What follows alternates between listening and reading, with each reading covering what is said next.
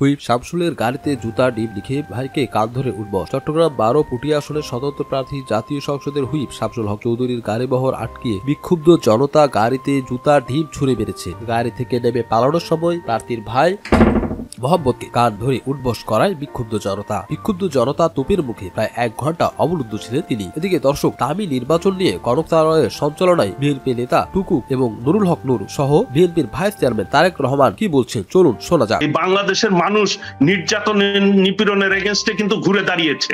এখন কিন্তু বাংলাদেশের মানুষ ঘুরে দাঁড়িয়েছে। এই যে প্রহসনের নির্বাচন করছে, নির্বাচন কি পিঠা ভাগাভাগি হচ্ছে, বানরের পিঠা ভাগাভাগি হচ্ছে। কি যে ট্রাক মার্কাও জয় বাংলা, এই ইগল মার্কাও জয় বাংলা, নৌকাও জয় বাংলা বলতেছে জয় বাংলা। ওই আপনার পিনাকির দার কথা মনে পড়ছে আমাকে, যে নির্বাচনকে তারা জয় বাংলা করে ফেলেছে। কাজেই এই জয় বাংলা মার্কা নির্বাচন কিন্তু ইতিমধ্যে মানুষ কিন্তু গ্রহণ করে নাই, বর্জন করেছে। কাজেই বাংলাদেশের রাষ্ট্রীয় কোষাগারের টাকা অন্যায় ভাবে তারা কিন্তু এটা ব্যয় করছে। এর কিন্তু খেসারত, এর হিসাব কিন্তু বাংলাদেশের জনগণের কাছে। এবং টুকু ভাই, একটা ভালো বিষয় আছে, ধরেন গোপন কথাটা তারাই বলে ফেলেন। যেমন ধরেন এই যে নাশকতা, গুপ্ত হত্যা, তাদের মাথার যে প্ল্যান তারা কিন্তু অকপটে বলে ফেলেন। যেমন ধরেন প্রধানমন্ত্রী লন্ডন আমেরিকায় বলে দিলেন যে আমার ছেলে সম্পত্তি বাজেয়াপ্ত করুক। মানে অর্থাৎ কেউ কিন্তু প্রশ্ন করতে হয় না, তারাই তাদের ভিতর থেকেই কথা বলে ফেলেন। তো আমরা অন্য আলোচনায় যাওয়ার আগে বিএনপির ভারপ্রাপ্ত চেয়ারপারসন জনাব তারেক রহমান সাহেব একটি ভাষণ দিয়েছেন, একটি রেকর্ডেড বক্তৃতা দিয়েছেন আজকে। সেখান থেকে একটু শুনে আসি, তারপর আমাদের বোধহয় আলোচনার সুবিধা হবে আমাদের। করতে আওয়ামী মাফিয়া চক্র বাংলাদেশের সবচেয়ে জনপ্রিয় গণতান্ত্রিক রাজনৈতিক দল বিএনপিকে তাদের মিথ্যাচার, অপপ্রচার আর প্রতিহিংসার টার্গেটে পরিণত করেছে। ফ্যাসিস্ট হাসিনা, দুর্নীতিবাজ হাসিনা বিএনপির বিরুদ্ধে সর্বগ্রাসী ষড়যন্ত্র শুরু করেছে। দুর্নীতিবাজ ফ্যাসিস্ট হাসিনা বলেছে বিএনপির নাকি দেশে রাজনীতি করার অধিকার নেই। আর ওবায়দুল কাদেরের আশঙ্কা, কে আওয়ামী লীগ আর কে ডামি, কোন মার্কা আসল আর কোনটা নকল, এইসব নিয়ে ভাগ বাটোয়ার ভুয়া নির্বাচনকে কেন্দ্র করে হানাহানি, খুনাখুনি শেষ পর্যন্ত মাফিয়া চক্রের নিয়ন্ত্রণের বাইরে চলে যেতে পারে।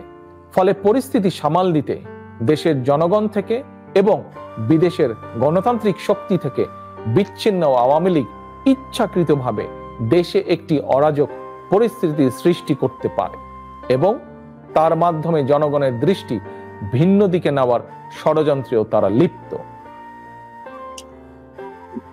ধরেন আমাদের কাছে ওনার মেসেজ স্পষ্ট যে এদিকে হরতাল করার দায়িত্ব কি শুধু বিরোধী দলের? একজন ডাক্তার বিএনপির হরতালের দিন তার খুব গুরুত্বপূর্ণ কাজ থাকার পরেও হরতাল থাকার কারণে হরতাল পালন করার জন্য তিনি তার নিজের কাজে যায়নি। তো বন্ধুরা, চলুন সেই বিষয়ে তার বক্তব্য শুনে আসি।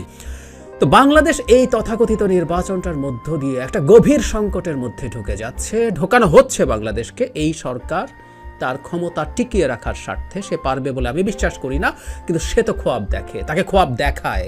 ভারত, চায়না, রাশিয়া এরা মিলে তারা মনে করছে থেকে যেতে পারবে এবং এটা করে একটা চরম সংকটের দিকে দেশকে ঠেলে দেয়া হচ্ছে। এখন কি করতে পারি আমরা? দীর্ঘদিন থেকে বিরোধীরা মাঠে রাজনীতি করছে, আন্দোলন করছে, বিএনপি সেটা নেতৃত্ব দিয়েছে। মানে এর চেয়ে বড় আন্দোলন আসলে হতে পারে না। এত মানুষকে নিয়ে অসাধারণ মুভমেন্ট করে একটা হরতাল ডাকা হয়েছে। এই হরতালটা মানে আমি প্রায় বলি, সেটা হচ্ছে ধরুন আমরা সবাই তো আর মাঠে নামবো না, সবাই রাজনৈতিক দল করি না, কিন্তু আমাদের প্রত্যেকের এই দেশের প্রতি একটা স্টেকের জায়গা আছে। আমরা চাই এই দেশটা আমার থাকুক, এই দেশের মালিকানা আমার কাছে থাকুক।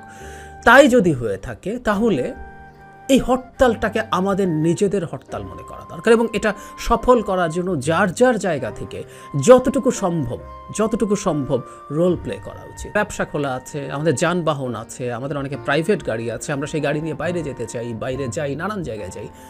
আমরা একটা দিন, এবং নির্বাচনে তো ভোট দিতে যাবই না আমরা মনে করি, সেই জায়গা নিয়ে বলছি, আবারও আলাদাভাবে কথা বলবো, কিন্তু এই দিন দুটো আমরা আমাদের ব্যবসা প্রতিষ্ঠান যদি থাকে সেটা একটু যদি খোলা না রাখি, আমরা যদি অতি জরুরি চলাচল ছাড়া, আমাদের অসুস্থতা বা কখনো কখনো খুব জরুরি কোনো চলাচল হয়তো আছে যেটা আমার না হলে ভীষণ ক্ষতি হয়ে যাবে, সেই চলাচলগুলোও হয়তো আমরা করব, কিন্তু এর বাইরে আমরা যতটুকু পরিকল্পনা আছে সেই পরিকল্পনাটা বাদ দেওয়ার চেষ্টা করা। শনিবার ঢাকার কাছাকাছি, ঢাকার বাইরে কিন্তু ঢাকার কাছাকাছি একটা জায়গায় যাওয়ার একটা পরিকল্পনা কয়েকদিন আগেই হয়েছিল। এই হরতালের খবর জানতাম, এটা আমি আমার কথা বলছি। হরতালের খবর পাওয়ার সাথে সাথে ওই পরিকল্পনাটা বাদ দিয়েছি করছে। সো এই যে মানুষগুলো আছে তাদের সাথে একটু সংহতি জানানো, তাদেরকে একটু উৎসাহিত করা, তাদেরকে একটু মোটিভেটেড করা, আমার সামান্য একটু কন্ট্রিবিউশনে হয়তো সেটা হবে। প্লিজ আমরা ভালোভাবে, কারফিউ না, কারফিউর দরকার নেই, আমরা নিজেরাই কাজটা করি, কেউ যাতে অন্তত ওভাবে বলতেও আসতে না হয়। আমরা মালিকানা ক্লেম করার এই শেষ সুযোগগুলো আমরা যাতে আমাদের মতো করে নেয়ার চেষ্টা করি, এটুকু একটু বলতে চাই।